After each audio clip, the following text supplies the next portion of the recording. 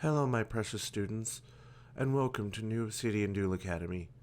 I am the headmistress, Lady Sarisa, and let me tell you, I think we can all agree that Kashtira is not dead. They're still quite splashable, and with Crystal Beasts, this is no exception. Before we get started, allow me to introduce you to the Academy's Discord. We have an amazing community that stands of both competitive and for fun players, willing to help each other out. Tutor requests for our staff of teachers that are at the ready when you are ever in need of help. Not only that, but we also host tournament events where anyone is eligible to join. Links in the description below. Now, how do these two decks mesh well? That's actually quite simple. Rainbow Bridge of Salvation is the bread and butter of the deck that can tie these two together.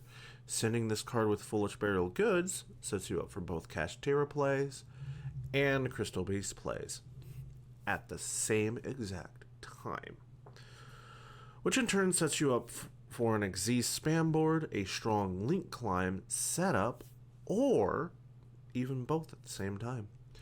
For those of you that don't know, Rainbow Bridge of Salvation's second ability allows it to banish itself to add any field spell and any Crystal Beast monster from the deck directly into our hand.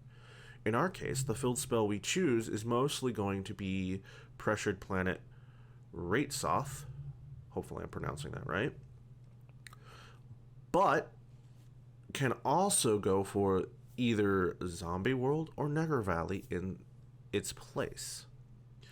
The Crystal Beast monster that we are almost always going to add is Crystal Beast Sapphire Pegasus, as that's our major play starter for Crystal Beasts. That's enough for a mini lesson. Let's get right into the deck profile.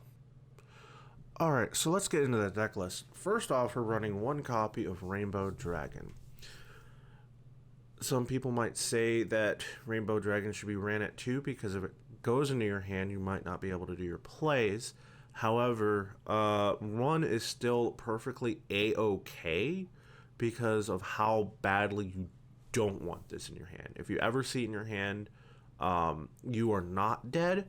However, you are going to have a semi-rough time. And I wish we had better Rainbow Dragon targets, but we don't. The reason we have to have a Rainbow Dragon target is for the 2 Crystal Beast Rainbow Dragon, which we do kind of want to see in our hand, but kind of don't want to see in our hand. It's one of those iffy in-betweens because of what it can do if it is in your hand, and then what it does when it's not in your hand, which is phenomenal. It's its best effect ever, which allows you to special summon a level 4 or lower Crystal Beast monster from your deck, i.e. another Sapphire Pegasus, usually.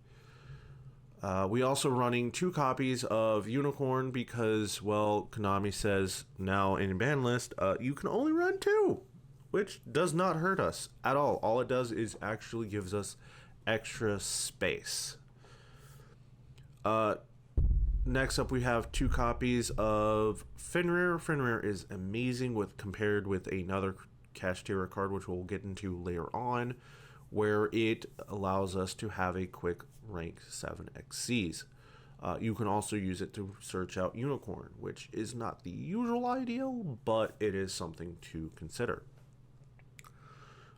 We have a playset of Dimension Shifter. You can replace this with something else like Ash Blossom or any other particular hand trap, but because this deck doesn't get hurt by banishing, i.e. except for when you want to send Bridge of Salvation to the graveyard by Foolish Burial Goods, then you don't want to play this card, and that's really the only time, and chances of that happening is also still slim. So nothing to really worry about. Then we also have a playset of Crystal Beast Sapphire Pegasus. Sapphire Pegasus is one of our key cards to be playing when playing Crystal Beasts. It is your bread and butter, your play starter. It sends off any monster on summon that is Crystal Beast from your hand, deck, or graveyard to your spell and trap card zone, which Crystal Beast loves to be at.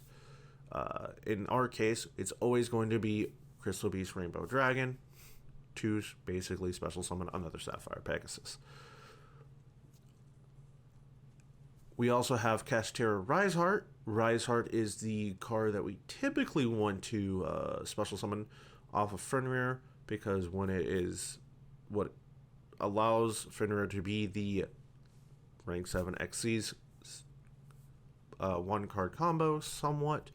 You basically special summon Fenrir, you add Riseheart, Riseheart special summons itself.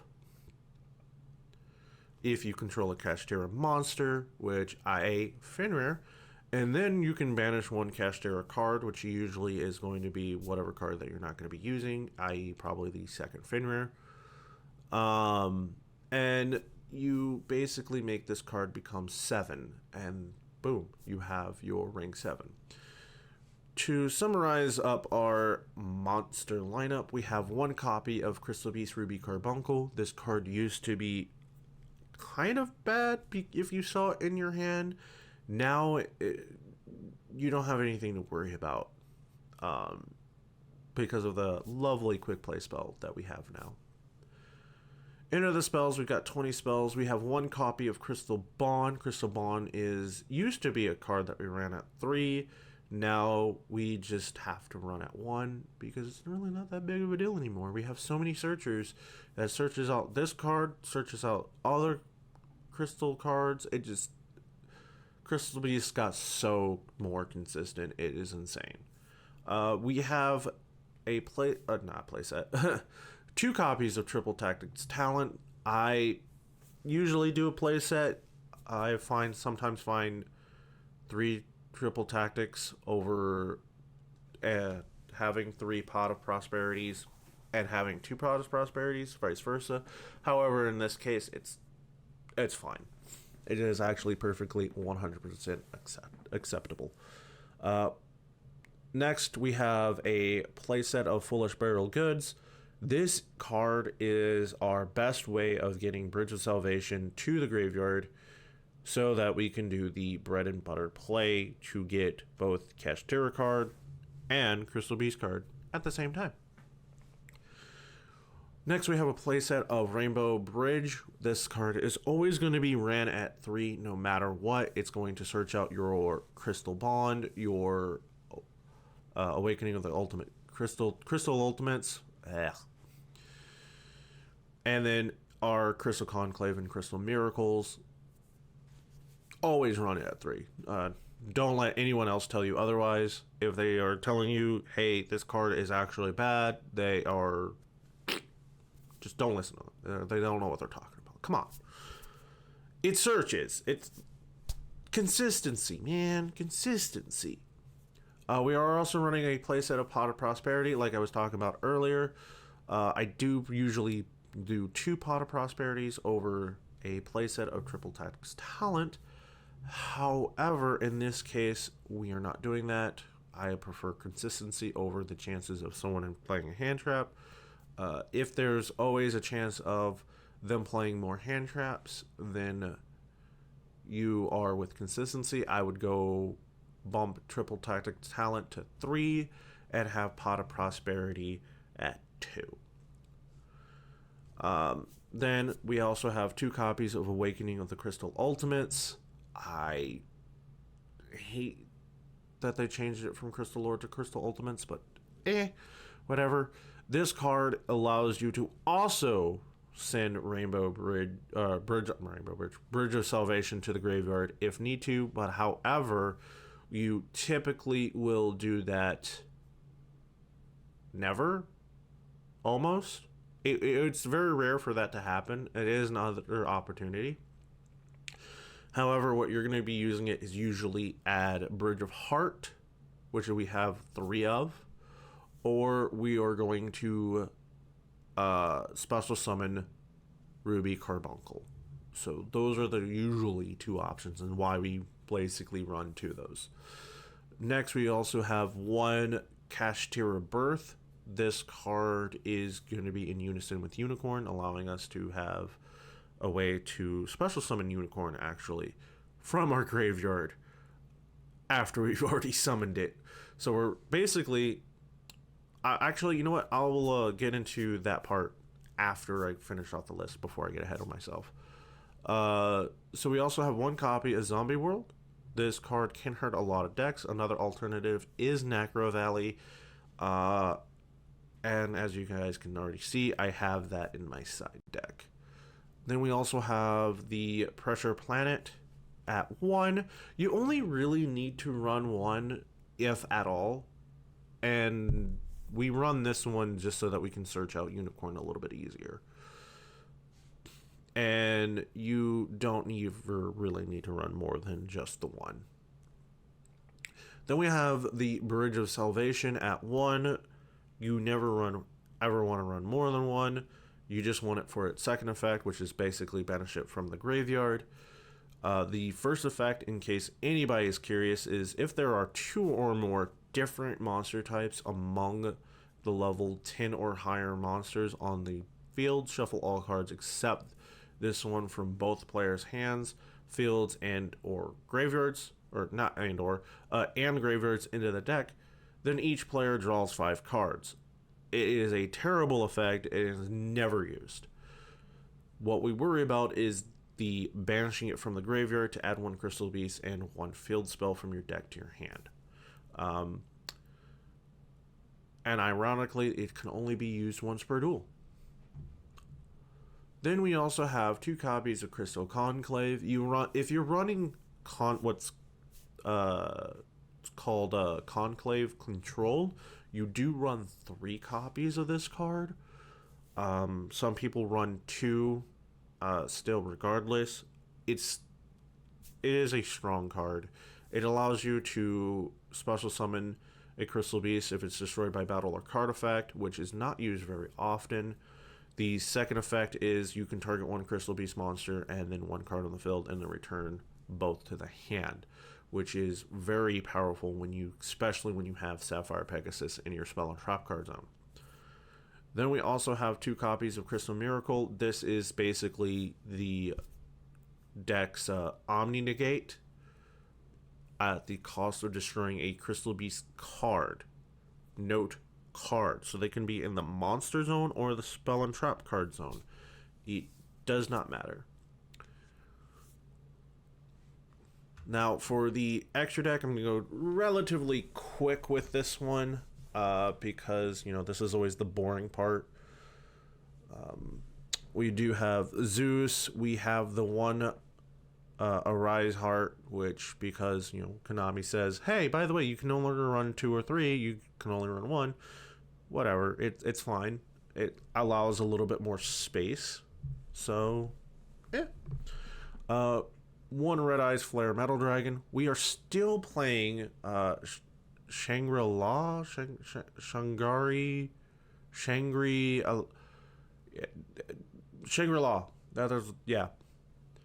That's what we're gonna call it.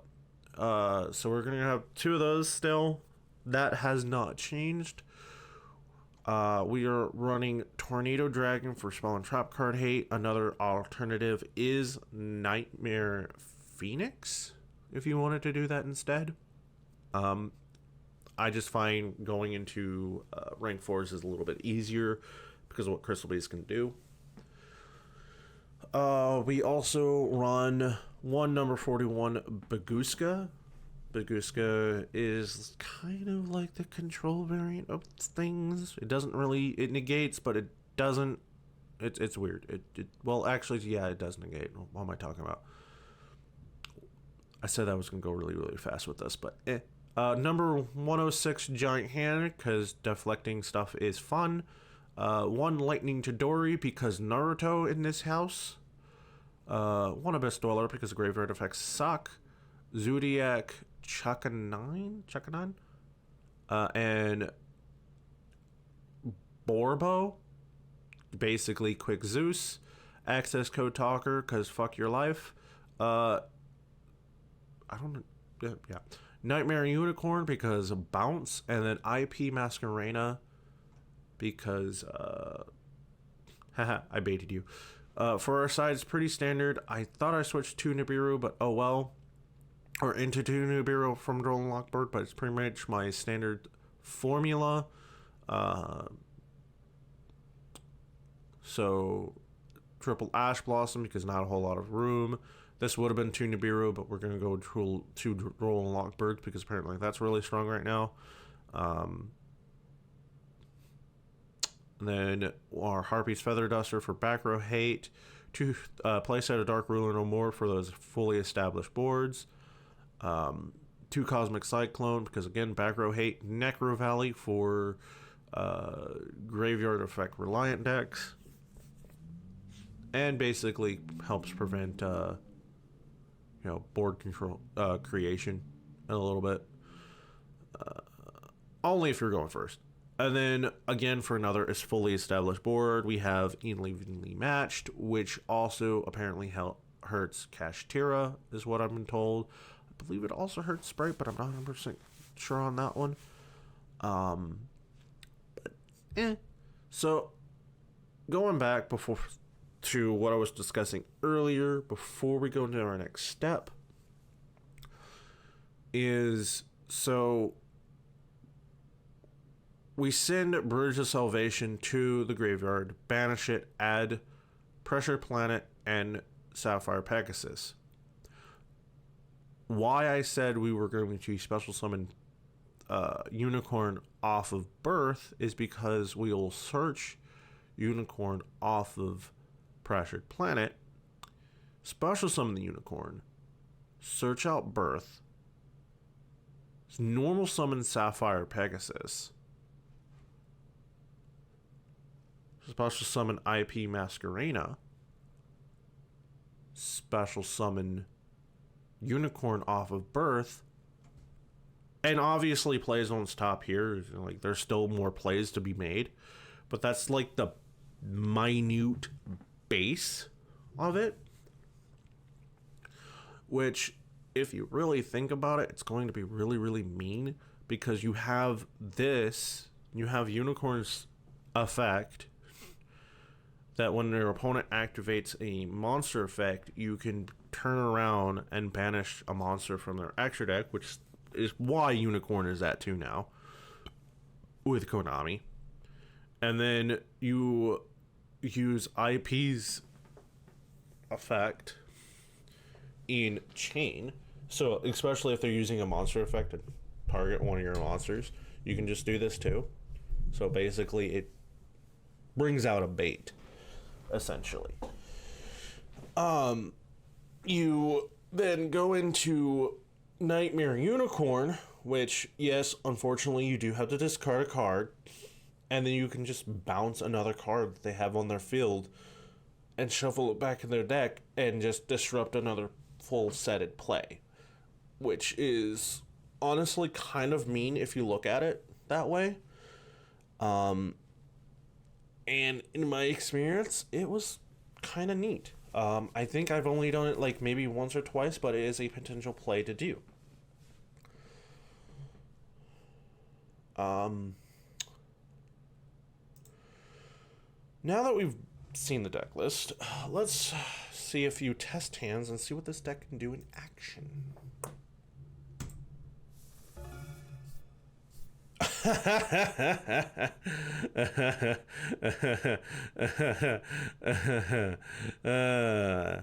So this one's pretty obvious. We kind of got screwed in the first test hand. So we'll just normal summon Sapphire Pegasus is what I would do here, and then cry myself to sleep. Is use Rainbow Bridge effects, special summon another Unicorn. And then, obviously can't really use the effect while you ask me, EDO Pro, what's wrong with you? And then just go into Baguska here and question my life choices. Alright, into the next test hand. So this one's a little bit better. It is not 100% fantastic, but it is something that we can use. So, what we can do here is one of two things. We can start off with our Fenrir player, or we can just do the the Bridge of Heart plays. Which still leads us into a very interesting position here. So what we'll do is activate Bridge of the Heart, destroy Ruby Carbuncle, and add Crystal Bond. That is 100% what we're going to have to do here. We can now special summon Fenrir, because if we add, my brain will mess up. But you can add first and then special summon Fenrir. It doesn't matter. But then you activate Fenrir. We're going to add Rise Heart. Activate Crystal Bond. Add Sapphire Pegasus. Set Rainbow Bridge. Activate Rise Heart. Activate Rise Heart again. Banish our second Fenrir. To then go into a Shangri-La if you wanted to. Or what I like to do is if I know I'm not going to have a way in get into my Rise Heart, is I'll go into Red Eyes Flare Metal Dragon. Because, well, with this card alone, your opponent will try to do monster effect, card effect, whatever. And they burn themselves, which is great. And then we can normal summon our Sapphire Pegasus. Sapphire Pegasus effect. We'll just go ahead and have another Pegasus in the background for just in case. Activate Rainbow Dragon's effect. Special summon Sapphire Pegasus. Add Rainbow Dragon. Not confused with the Crystal Beast Rainbow Dragon. Obviously can't use Sapphire Pegasus effect. And then we can go either number 106 Giant Hand, which basically says, the effect's negated. Change the battle position. Or, if you know you're going to go up against Graveyard Heavy, which has a tendency to happen a lot, go into Best Dweller. For this case, we're just going to go into Abyss Dweller. And then we're just going to go ahead and activate Zombie World. So unless you're playing against a deck that is zombie, Zombie World is basically going to hurt a lot of decks. And if you wanted to, you can just activate Kashtira Birth and then... Oh, yeah. Have a special summon Fenrir. So, actually, you could get Unicorn out. Why didn't I think about that? Whoopsies. The more you know. So, but that was just this hand alone. Usually you don't have Birth, so that's why I did it with the other Fenrir without even thinking about it until now. So, haha. Joke's on me. And then for our final test hand, because we're going to do 3, we have a glorious hand. I love it. I don't like that we have Sapphire Pegasus in our hand already, but that is fine. That is perfect. And we also have Triple Tactics Talent and Pot of Prosperity, so that also increases potential. So first off, I can show you, finally, the Kashtira and Crystal Beast joint play, which is Foolish Burial into, where are you? There you are, Bridge of Salvation. Effect of Bridge of Salvation. We will add, instead of Sapphire Pegasus, because we already have it, another Rainbow Dragon, and then our Pressure Planet. Activate the Pressure Planet. Add Unicorn, because we talked about this so many times, and my brain just doesn't work. Special Summon Unicorn. Effect of Unicorn. Add Birth. Activate Birth, just so it's there. Normal summon Sapphire Pegasus. Activate Sapphire Pegasus effect. Rainbow Dragon. Activate Rainbow Dragon so we can get that out of the way. Not really. We're actually going to use that negated Sapphire Pegasus. And go into IP. Now we're going to activate Birth, special summon our Unicorn, back onto the board, and we have that part of the play set up and ready to go. As I mentioned. But now we can go a little bit more. We're going to go with Pot of Prosperity, banish 3 cards. We're going to banish a Shangri-La, and we're going to go Tornado Dragon. And I feel rather confident Lightning Chidori. I like this. Rainbow Bridge. Boop, boop. Boop, boop. Activate Rainbow Bridge. Now we have access to all these cards right here. And I can go either Disruption or Negate. In this case, I'm going to go with Negate. And set that. So now we have a possible disruption with Unicorn to mess with their extra deck plays, especially if they're going heavy on the extra deck, and you know what to hit exactly. And then we also have the field disruption already in the set with Nightmare Unicorn. And then we also have an Omni Negate, which can be very, very powerful, depending on who you ask. Plus, all our monsters have boosted attack because Pressure Planet. Now, I do hope that this helps on the next deck build. You take whatever I have presented into considerations if you ever decide to build a Crystal Kashtira deck. And